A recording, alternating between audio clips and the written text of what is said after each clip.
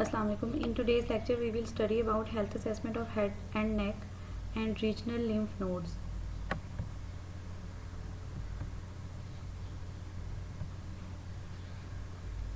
Anatomy and physiology. The skull is made up of bones of the cranium and the face. The cranium includes frontal, parietal, temporal, and occipital lobes. The muscle of the face play a role in expression of emotions and assist in the neck movement.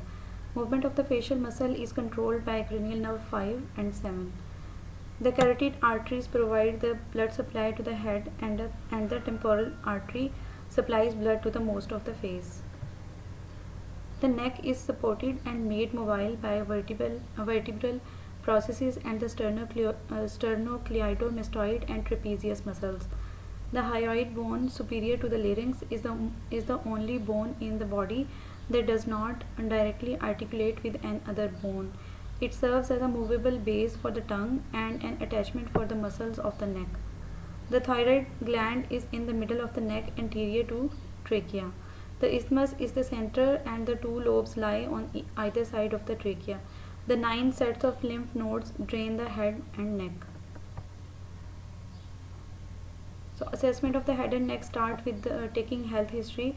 It is taken to determine presence or absence of age and gender specific diseases of the head and neck, and it includes common chief complaints: neck pain or stiffness, hoarseness, neck mass, headache, and head injury. Evaluating chief complaint.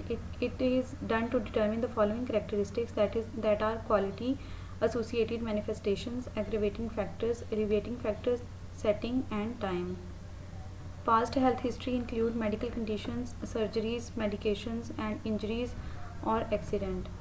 Family history involves to determine if the family has a history of thyroid disease or headache. General approach to head and neck assessment involves greet the patient, explain assessment techniques, environment should be quiet, warm, and privacy should be maintained, and adequate lighting should be present. Patient should be set in upright sitting position, compare right and left side, and systemic approach should be taken. Equipment which could be used during the assessment involves tape measure, stethoscope, cup of water for evaluation of thyroid gland. Assessment of head. It involves inspection and palpation. Inspection should be done for assessing shape and symmetry, and palpation should be done for assessing contour, masses, depression, and tenderness.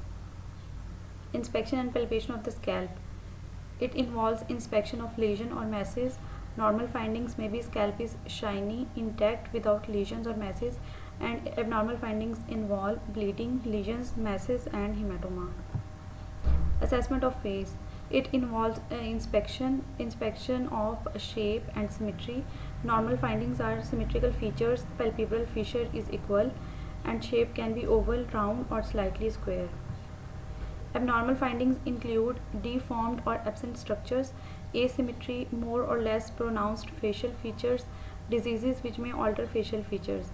These are Bell's palsy, a temporary disorder affecting cranial nerve 7 and producing a unilateral facial paralysis. On the other hand, it involves acromegaly, an enlargement of the skull and cranial bones due to increased growth hormone, and hydrocephalus, the enlargement of the head caused by inadequate drainage of the cerebrospinal fluid, resulting in abnormal growth of the skull. Mandible. To assess mandible joint, palpate and auscultate the temporomandibular joint when the client opens and closes the mouth. Normal findings may involve no discomfort, joint articulates smoothly without clicking or crepitus. Abnormal findings involve pain, tenderness, and crepitus. Assessment of neck. It involves inspection and palpation.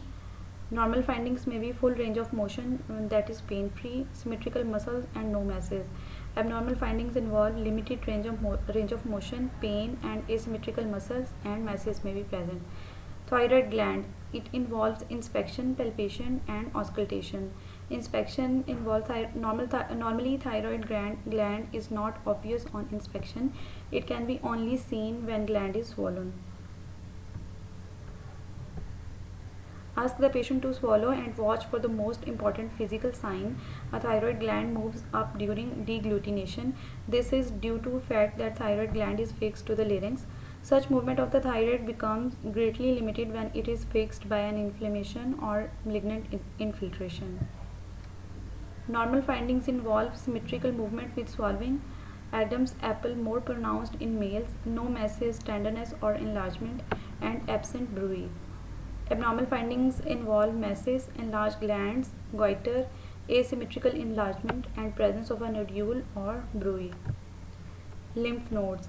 Lymph nodes involve inspection and palpation. Their location is pre-auricular, post-auricular, occipital, submental, submandibular, anterior and posterior cervical chains, tonsillars, supraclavicular.